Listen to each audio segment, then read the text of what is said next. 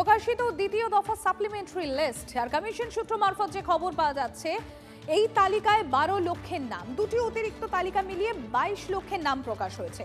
দুটি সাপ্লিমেন্টারি লিস্টে প্রায় 40% নাম বাদ পড়েছে।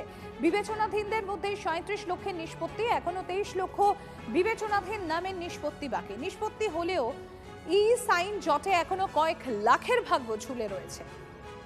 37 লাখ টোটাল নিষ্পত্তি হয়েছে, ওর মধ্যে কত ই সাইন হয়ে আসবেন এটা আমি জানি না। 710 জুডিশিয়াল অফিসার বসে আছেন, প্রত্যেক কাজে সেপারেট লগ ইন আছে, ডিসপোজাল আছে, ওর মধ্যে কোন তারিখ মধ্যে কে কে করেছে কী করেছে, এটা যখন যত আসবে আমাদের কাছে অত পাবলিশ হবে। ওখানে কোনো জিনিস নেই কি আমরা মাঝখানে কোনো আটকাতে পারি না আটকাতে পারি, যেরকম আসবে ওটা পাবলিশ হবে। যে সময় কাট অফ টাইম আছে 5-4 আছে, ওর থেকে 6-7 ঘন্টা বেশি লাগবে।